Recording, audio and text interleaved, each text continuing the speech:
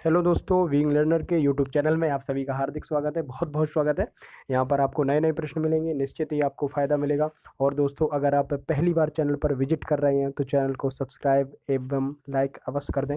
जय हिंद। चलिए, junior vacancy के लिए आज हम आपके सामने कुछ साइंस के महत्वपूर्ण प्रश्न आपके समक्ष लेके आए हैं और आपको निश्चित ही आपको सफलता मिलेगी। यहाँ पर देखते हैं रक्त के बारे में। रक्त से रिलेटेड आपको मैं पढ़ाऊँगा यहाँ पे। चलिए शुरुआत करते हैं। शुरुआत करते हैं। रक्त क्या है? यहाँ पर मैं आपको आरबीसी के बारे में बताऊंगा, डब्ल्यूबीसी के बारे में मैं आपको यहाँ पर बताऊंगा। प्लेटलेट्स क्या होती हैं उनके बारे में बताऊंगा। हीमोग्लोबिन क्या होता है, हीमोग्लोबिन के बारे में बताऊंगा। सो प्लीज़ वीडियो के लास्ट तक बने रहें, वीडियो को पूरा देखें, अंत तक बने रहें, तभी आपको फ़ायदा होगा। सारी एक एक क्लियर करके मैं आपको एक एक पॉइंट टू पॉइंट में क्लियर करूँगा, एक एक कॉन्सेप्ट क्लियर करूँगा मैं यहाँ पे। चलिए, रक्त क्या है, रक्त को हम क्या कहते हैं, इसके बारे में वर्णन देखिए। यहाँ पर ये देखो एक सिंबल बना हुआ है रक्त। आप सभी लोग जानते हैं कि रक्त का ये सिंबल आपने देखा होगा, जैसे ब्लड बैंक आप गए होंगे, ब्लड बैंक में देखा होगा, या रक्त से संबंधित जो हॉस्पिटल वगैरह में गए होंगे वहाँ पर देखा होगा। तो ये आपका रक्त का ये सिंबल रहा। ठीक है, अब प्रश्न ये आता है कि रक्त है क्या, रक्त हम किसको कहते हैं, रक्त के सामान्य लक्षण क्या है। तो रक्त रक्त को हम संयोजी ऊतक बोलते हैं। कभी कभी प्रश्न पूछ दिया जाता है आमतौर पर कि रक्त है क्या। तो आपको ऑप्शन में कहीं भी अगर संयोजी ऊतक मिलता है तो आप ये संयोजी ऊतक लगाएंगे कि रक्त को हम संयोजी ऊतक कहते हैं। क्या कहते हैं? रक्त को संयोजी ऊतक भी कहते हैं, फ्लूइड कनेक्टिव टिश्यूज भी कहते हैं। हड्डी भी हमारी संयोजी ऊतक में ही आ जाती है। ठीक है, अब रक्त का पीएच मान कितना होता है? पीएच मान आमतौर पर सभी लोग याद कर लेते हैं। जैसे पीएच मान जो होता है रक्त का, कुछ पीएच मान मैं यहाँ पर बता रहा हूँ। जैसे रक्त, कोई किसी को रक्त क्यों देगा? रक्त कोई किसी को देता है जब किसी को चाहता होगा, चाहत होगी। तो यहाँ पर चाहत का मतलब 74, चाहत का मतलब 74, तो यहाँ पर हम बोल सकते हैं 7.4, चाहत का मतलब 74। तो याद रखना, रक्त का जो पीएच मान होता है आपका, वो आपका होता है 7.4 होता है। और यहाँ पर और 7.4 यानी कि 7 से ज़्यादा है ये, तो सीधी सी बात है कि ये क्षारीय होगा। और 7 से अगर कम होता है तो वो अम्लीय होता है, और 7 अगर रहता है तो वो उदासीन होता है। आंसू का पीएच मान आप याद रखना, आंसू का भी आपका जो पीएच मान होता है वो आपका 7.4 होता, और दूध का जो पीएच मान होता है वो आपका 6.6 होता है। अब अगले पॉइंट पे चलते हैं। मानव शरीर में रक्त की कुल मात्रा उसके भार के 7 से 10% के बीच होती है। ध्यान रखना, मानव शरीर में रक्त की कुल मात्रा जितना उसका भार होगा उसके 7 से 10% तक होती है। अब बात करते हैं कि रक्त पुरुषों में कितना होता है, महिलाओं में कितना होता है। तो ध्यान रखना, वयस्क की अगर बात होती है कि वयस्कों में रक्त कितना होता, तो वयस्कों में जो रक्त की मात्रा होती है वो आपकी होती है 5 से 6 लीटर। कितनी होती है? 5 से 6 लीटर। और वयस्क पुरुष की अगर हम बात करते हैं तो वयस्क में भी आपकी 5 से 6 लीटर होती है। अब वहीं अगर महिला की बात करें तो महिला का यहाँ पर मैंने पॉइंट लिखा हुआ है कि पुरुष से 1/2 लीटर कम होगी। कितनी कम होगी? 1/2 लीटर, यानी कि आधा लीटर कम होगी। जैसे मनुष्य का रक्त 5 लीटर है तो महिला का आधा लीटर कम हो जाएगा। ठीक है, 4.5 बचा। ठीक है, अगर पुरुष का 6 लीटर है तो 6 में से आधा लीटर आप कम करेंगे, यानी कि 5.5 बचा। तो यहाँ पर मैंने बताया कि रक्त को हम क्या कहते हैं? संयोजी ऊतक है। पीएच मान जो होता 7.4 होता। मानव शरीर में रक्त की कुल मात्रा उसके भार के 7 से 10% के बीच में होती है। और पुरुष में जो रक्त की मात्रा होती है वो 5 से 6, और महिला में जो पुरुष से 1/2 कम होती है। चलिए, अब रक्त की बात करते हैं। रक्त है क्या, रक्त के कार्य क्या है, फंक्शन क्या है इसके, फंक्शन ऑफ ब्लड, रक्त के कार्य क्या है। तो ऑक्सीजन और कार्बन डाइऑक्साइड का परिवहन करता है। क्या करता है? रक्त जो देखो, रक्त आपके पूरे शरीर में फ्लो करता है, ऊपर से नीचे तक रक्त चलता रहता है। रक्त रुक जाता है अगर, तो सीधी सी बात है कि मृत्यु हो जाएगी इंसान की। रक्त रुका नहीं कि इंसान की मृत्यु हुई नहीं, तो रक्त चलता रहना चाहिए।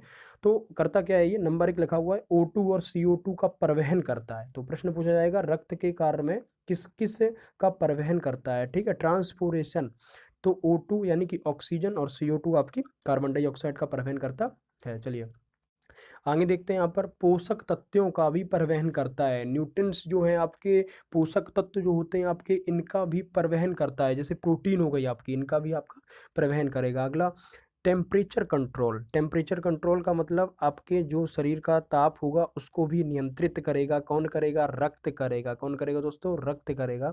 अब टेम्परेचर कंट्रोल आप देखते हैं, जैसे सर्दी आती है, सर्दी के बाद में गर्मी आती है, तो गर्मी के बाद गर्मी आई, गर्मी में फिर सर्दी आती है, तो मतलब बॉडी कंट्रोल में रहती है आपकी। ऐसा नहीं है कि मतलब बाहर गए आप तो मतलब बाहर का टेम्परेचर आपका, अंदर रूम में बैठे हुए हैं टेम्परेचर आपका ज़्यादा है और बाहर गए तो टेम्परेचर कम मिलेगा आपको, तो आपकी असुविधा होगी। लेकिन टेम्परेचर को कंट्रोल करता है, नियंत्रित करता है, कौन करता है? रक्त करता है। चलिए, तो ये आपके रक्त के कार्य थे। आगे देखेंगे, आगे कि रक्त को कितने भागों में बांटते हैं। अब प्रश्न है कि रक्त को कितने भागों में बांटते हैं। तो देखो, रक्त को हम 2 भागों में बांटते हैं। रक्त बनता कैसे है? रक्त को 2 भागों में बांटा।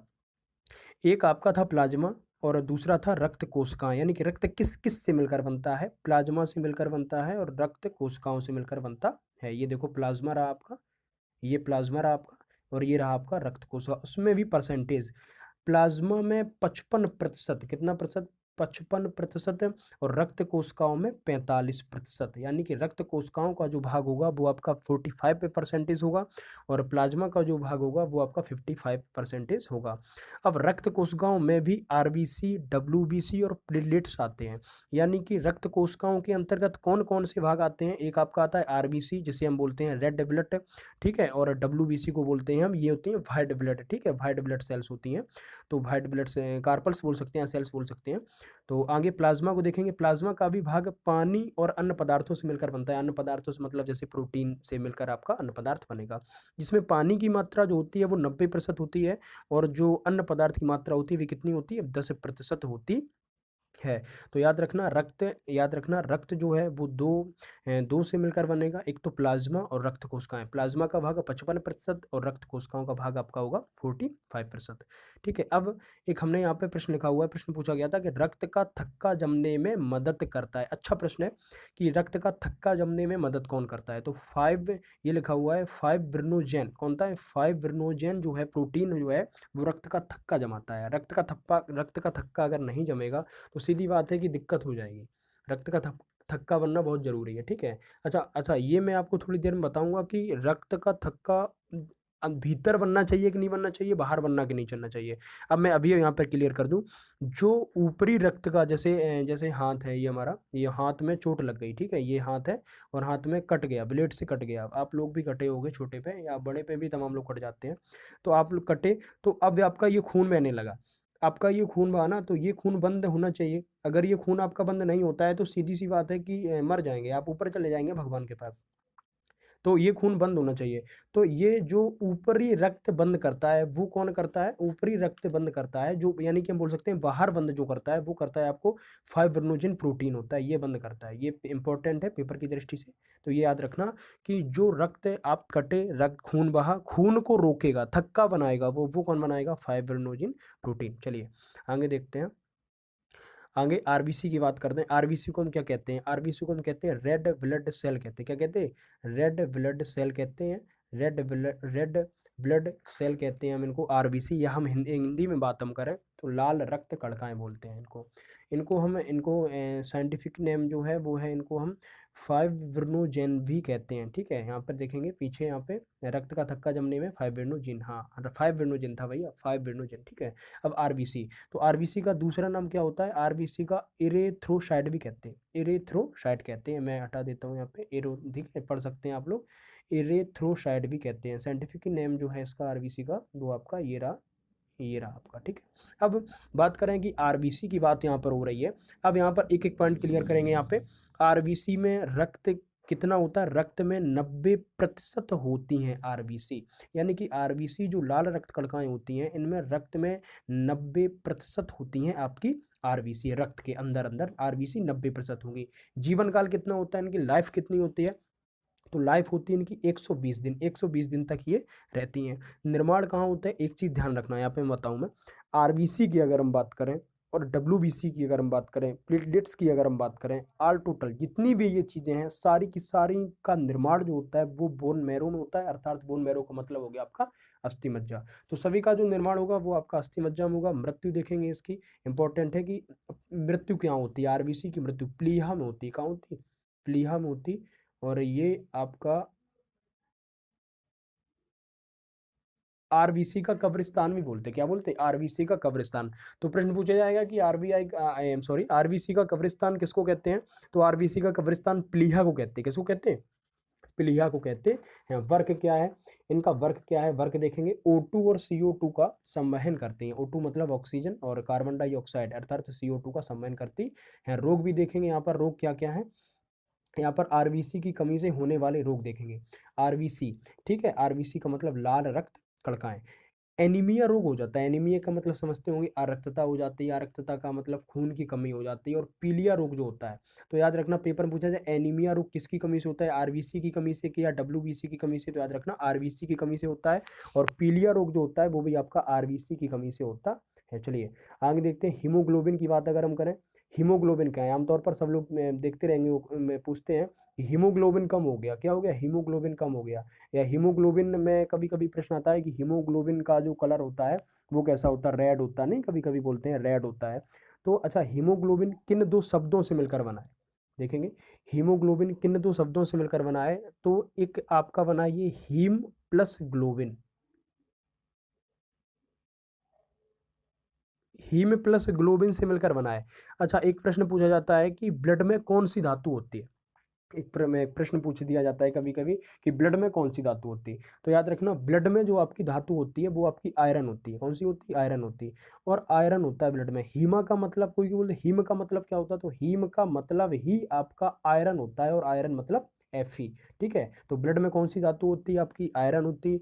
आयरन का मतलब Fe, और ब्लड होता है आपका रेड, किसके कारण ब्लड रेड भी किसके कारण होता है, वो होता है आपका हीम के कारण, किसके कारण, हीम मतलब हीमोग्लोबिन के कारण। अच्छा, ग्लोबिन का मतलब क्या होता है, ग्लोबिन का मतलब होता है सीधा आपका प्रोटीन से है, मतलब ग्लोबिन का मतलब प्रोटीन। अच्छा, प्रोटीन का कार्य क्या है, O2 और कार्बन डाइऑक्साइड के परिवहन का काम करता है। तो ये रहा आपका हीमोग्लोबिन, हीम प्लस ग्लोबिन से बना है। हीम का मतलब होता है आयरन, हीम का मतलब Fe मतलब आयरन, और ग्लोबिन का मतलब होता है प्रोटीन। अच्छा, अब पढ़ते हैं आगे WBC। यहाँ पर देखो, ये देखो बना हुआ है, फिगर बना हुआ है, आप देख सकते हैं। ये जो सफ़ेद सफ़ेद आपको दिख रहा है, ये देखो वाइट वाइट कलर का दिख रहा है, ये मैंने रेड किया यहाँ पे, ये आपका WBC है। और ये रेड रेड ये जो है ये आपका RBC है, ठीक है ना, WBC और RBC। अच्छा, WBC के बारे में देखते हैं, WBC को देखते हैं यहाँ पे। WBC वाइट ब्लड कार्पल्स है ये, या साइंटिफिक नेम देखेंगे, या हिंदी में अगर हम बात करें तो श्वेत रक्त कणिकाएं होती हैं, क्या होती हैं, श्वेत रक्त कणिकाएं। साइंटिफिक नेम देखें तो ल्यूसोसाइट, क्या नाम है, ल्यूसोसाइट इसका साइंटिफिक नेम है। अच्छा, इनका कार्य क्या है, एंटीबॉडी, एंटीबॉडी से एंटीबॉडी एंटीबॉडी बनाना, क्या कार्य है, एंटीबॉडी बनाना, या इन्फेक्शन से लड़ना, डिसीज से बॉडी को बचाना, किसे, डिसीज से बॉडी को बचाना। तो कुल मिला के अगर हम कहें कोरोना, अगर हम कहें कि WBC की कमी से कौन सा रोग हो सकता है, तो कोरोना, अर्थात कोरोना आपका हुआ तो इसका मतलब आपकी WBC कम हो रहा, क्या हो रहा, WBC आपका कम हो रहा है, ठीक है। तो इन्फेक्शन, तो अभी आपने देखा वो रोग प्रतिरोधक क्षमता बढ़ाने के लिए हल्दी का जैसे दूध पीते थे, ठीक है ना, हल्दी का दूध पिए, तुलसी की पत्ती का, तमाम जैसे कोरोना के बारे में भी बताए। तो एंटीबॉडी बनाती हैं, ये इन्फेक्शन से लड़ाती हैं आपको, और बॉडी को आपको बचाती है। कौन बचाती है, WBC बचाती है, कौन बचाती है, WBC। बॉडी को कौन बचाएगा, बॉडी को बचाएगा आपका WBC। इन्फेक्शन से कौन लड़ेगा, इन्फेक्शन से बचता है WBC। एंटीबॉडी कौन शरीर में बनाता है, आपका बनाता है WBC। तो आपका मजबूत कौन रहना चाहिए शरीर के अंदर, WBC रहना चाहिए। WBC का निर्माण देखेंगे यहाँ पे, WBC का निर्माण मैंने अभी बताया था, WBC हो या RBC हो, दोनों का जो निर्माण होता है आपका वो बोन मैरो में होता है, अर्थात अस्थि मज्जा में होता है। मृत्यु की अगर हम बात करें, उसकी मृत्यु कहाँ होती है, RBC मैंने पढ़ाया था, RBC की जो मृत्यु थी वो आपकी प्लीहा में होती थी, जबकि इसकी मृत्यु आपकी रक्त में होगी। लाइफ कितनी होती है, लाइफ उसकी मैंने 120 दिन बताई थी, और इसकी आपकी जो लाइफ होगी वो होगी आपकी 2 से 4 दिन, यानी कि जो लाइफ लाइफ होती है, इसका जीवन काल होता है वो होता है आपकी इसका 2 से 4 दिन। अब देखते हैं आगे, WBC के प्रकार देखते हैं यहाँ पे, टाइप ऑफ WBC के, WBC को कितने भागों में बांटा, WBC को 2 भागों में बांटते हैं, एक आपका होता है लिम्फोसाइट और दूसरा होता है आपका मोनोसाइट है। यहाँ पर देखेंगे मोनोसाइट और दूसरा आपका लिम्फोसाइट। अब लिम्फोसाइट क्या करता है, ये लिम्फोसाइट आपका बीमारियों से बचाती है, किससे बचाती है, लिम्फोसाइट आपका बीमारियों से बचाएगी। और मोनोसाइट क्या करती है, घाव भरती है, आपके शरीर के अंदर कोई घाव हो जाता है तो कौन करता है, ये WBC कार्य करेगा। अच्छा, WBC में होता क्या है, मैंने बताया था कि इन्फेक्शन से लड़ने से बचाता है, डिसीज से बॉडी को बचाएगा, मतलब कोई भी बीमारी हो जाती है आपकी उससे बचाएगा। कौन बचाएगा? तो घाव को भी भरेगा। घाव को कौन भरेगा? ये मोनोसाइट भरती है। तो याद रखना, ये याद रखना आप, एक तो लिम्फोसाइट और मोनोसाइट। तो लिम्फोसाइट का कार्य हो गया बीमारियों से बचाएगी, और मोनोसाइट हो गया आपका घाव भरती है। अब यहाँ पर देखो, मैंने यहाँ पर ये देखो आपका दो निशान बने हुए हैं, यहाँ पर WBC और ये WBC, दो निशान बने हुए हैं। एक तो निशान बना हुआ है नीचे की ओर, एक निशान बना हुआ है ऊपर की ओर। अच्छा, नीचे की ओर का मतलब हो गया यहाँ पर कमी। अगर WBC की कमी होती है तो कौन सा रोग होता है? ल्यूकोपिनिया। कौन सा रोग होता है? ल्यूकोपिनिया रोग होता है। और WBC की अगर अधिकता होती है तो आपका होता है ल्यूकेमिया रोग। कौन सा होता है? ल्यूकेमिया। तो इसमें तो दोनों गड़बड़ हो गया ये तो, अर्थात कमी और अधिकता। या तो ना तो कमी होनी चाहिए WBC की, और ना WBC की अधिकता होनी चाहिए, यानी कि कमी हुई तो रोग होगा, अधिकता हुई तो रोग होगा। अब अच्छा, एक प्रश्न पूछा गया था कि एड्स किसके कारण होता है? सभी लोग जानते हैं HIV के कारण एड्स होता है। अच्छा, एड्स किसकी कमी से होता है? WBC की कमी से, RBC की कमी से? तो इसका उत्तर होगा आपका WBC की कमी से आपका एड्स रोग होता है। अच्छा, ब्लड कैंसर भी हो जाता है, किसकी कमी से हो जाता है? WBC। यानी शरीर में जितनी भी बीमारियां आपकी होती हैं, WBC, अर्थात मजबूत रखो WBC को। WBC को मजबूत नहीं रखेंगे, भगवान को प्यारे हो जाओगे। क्या? भगवान को प्यारे हो जाएगा। तो भगवान को प्यारे नहीं हो तो WBC को आपको मजबूत करना पड़ेगा। चलिए आगे देखते हैं। आगे आपका प्लेलेट्स के बारे में बताते हैं। सब लोग देते बोलते नहीं प्लेटें कम हो गई, जैसे बुखार आ गया, किसी को डेंगू हो गया, किसी को मलेरिया हो गया, किसी को बोलते हैं चेक कराओ भैया प्लेटें कम हो गई। प्लेटें खाने वाली प्लेटें नहीं होती हैं ये, ठीक है, ये प्लेटलेट्स होते हैं। और प्लेटलेट्स क्या होते हैं मैंने अभी आपको बताया हुआ था। चलिए प्लेटलेट्स के बारे में वर्णन करते हैं।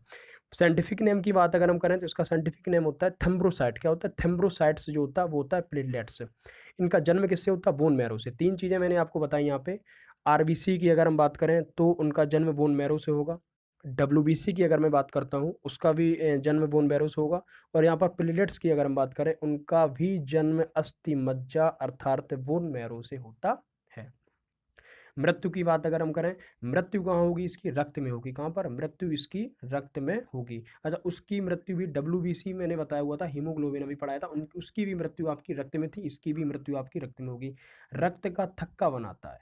अच्छा, इंपॉर्टेंट, प्लेटलेट्स करता क्या है? आपके शरीर में प्लेटलेट्स हैं, तो प्लेट्स का कार्य क्या है? ये रक्त का थक्का बनाएगी, ब्लड को क्लोट करेंगी, ये रक्त का थक्का बनाएगी। जैसे शरीर में कहीं कट पर कहीं शरीर पर कहीं कट लग जाता है, आपको कहीं ब्लेड लग गया, तो रक्त के बहाव को रोकेगा कौन? वो प्लेटलेट्स रोकेगा शरीर का। अच्छा, ये रक्त बहता रहेगा तो सीधी सी बात है कि आप मर जाएंगे अगर रक्त अगर बहता रहता है। तो रक्त का थक्का कौन बनाएगा? ये प्लेटलेट्स बनाती हैं शरीर में कहीं भी कट जाने पर। अच्छा, डेंगू वायरस। अच्छा, डेंगू वायरस जो होता है प्लेटलेट्स को नष्ट कर देता है। प्रश्न पूछा गया था कि डेंगू वायरस करता क्या है, तो ये प्लेटलेट्स को कम कर देता है। तभी किसी को डेंगू होता है, सबसे ज़्यादा असर जो पड़ता है वो प्लेटों पर पड़ता है, प्लेटलेट्स पर पड़ता है। क्यों? क्योंकि ये प्लेटलेट्स को नष्ट कर देगा। अच्छा, डेंगू मच्छर तो सभी लोग जानते होंगे कि एडीज एजेप्टी मच्छर के काटने से होता है। और प्लेटों कितनी रहनी चाहिए? प्लेटें लगभग आपकी 1.5 से 3 लाख के बीच में रहनी चाहिए, 1.5 से 3 लाख के बीच में रहनी चाहिए। कम होती है तो फिर दिक्कत हो जाती है, बढ़ तो सकती नहीं है, और बढ़ भी जाए तब भी दिक्कत। शरीर में जितनी भी आपकी बीमारी होती हैं, या जितने भी हार्मोन्स हैं आपके, या जितनी भी WBC है या RBC है, कोई भी चीज़ आपकी बढ़नी नहीं चाहिए, कोई भी चीज़ आपकी कम नहीं होनी चाहिए, एकदम स्थिर, जितना मान है उनका उतनी रहना चाहिए। कम हुआ तो दिक्कत, ज़्यादा हुआ तो दिक्कत, हार्मोन्स कम हुआ तो दिक्कत, बढ़ गया तो दिक्कत। तो डेंगू की बात मैं कर रहा था। डेंगू एडीज एजेप्टी मच्छर काटने से होता है। और अगर पूछो डेंगू है क्या? डेंगू वायरस है, डेंगू वायरस से होता है ये। अच्छा, जीवाणु के बारे में मैंने बताया हुआ था पिछली क्लास में। मलेरिया की बात करें तो ये प्रोटोजोआ से होता है, प्रोटोजोआ बीमारी है मलेरिया। चलिए मानव शरीर में, चलिए आगे देखते हैं। मानव शरीर में एक प्रश्न और था कि मानव शरीर में हेपरिन की उपस्थिति के कारण मानव शरीर में खून नहीं जम पाता है, ठीक है। तो याद रखना, अगला प्रश्न इस यहाँ पर नोट नहीं है लेकिन नोट कर लेना इसको कि मानव शरीर में जो ब्लड होता, जो खून होता, वो हेपेरिन, मैं यहाँ पे लिख दे रहा हूँ, हेपेरिन, हेपेरिन, हेपेरिन के उपस्थिति के कारण नहीं जमता है। दो चीज़ें मैंने बताई हुई थी शुरुआत में, मैंने आपको बताया हुआ था फाइब्रोजिन। ये क्या होता है? ऊपरी रक्त बहना बंद होता है, आप कहीं कट जाते हैं शरीर में और ब्लड बाहर निकलता है, तो उसको जमाव कौन करता है? उसको बंद कौन करता है? वो करता है आपका फाइब्रोजिन। लेकिन रक्त भीतर बंद नहीं होना चाहिए, वो हेपेरिन करता है। सीधी बात है कि अगर मनुष्य के अंदर भीतर रक्त का थक्का बाहर बनेगा, भीतर नहीं बनेगा। रक्त भीतर बंद होता है, अगर रक्त भीतर बंद होता है तो सीधी सी बात है कि आप भगवान को प्यार हो जाएंगे, आप मर जाएंगे। तो रक्त भीतर बंद कौन नहीं करने देता? वो हेपेरिन एक प्रोटीन होता है, हेपेरिन प्रोटीन, ये आपका बंद नहीं होने देता है। और अगर ये कहे कि बाहर बंद खून कौन नहीं करता है, रक्त का थक्का नहीं बनने देता, वो आपका फाइब्रोजिन है। और रक्त भीतर बंद नहीं होना चाहिए, ये आपका हेपेरिन है। ठीक है, ये थे आपके सारे के सारे। आपने देखा कि प्लेटलेट्स क्या होता, डब्ल्यूबीसी क्या होता, हीमोग्लोबिन क्या होता, आरबीसी क्या होता, ये सारी रक्त क्या होता। तो ये सारे पेपर की दृष्टि से सारे महत्वपूर्ण प्रश्न थे। आगे की क्लास के आगे जो वीडियो आपकी बनेगी वो साइंस से ही रिलेटेड होगी, जूनियर जो वैकेंसी आने वाली है उससे ही रिलेटेड आपको वीडियो मिलेंगे। ठीक है, चैनल को प्लीज़ सब्सक्राइब अवश्य कर देना। ठीक है, मिलते हैं अगली वीडियो में, तब तक के लिए नमस्कार, जय हिंद दोस्तों।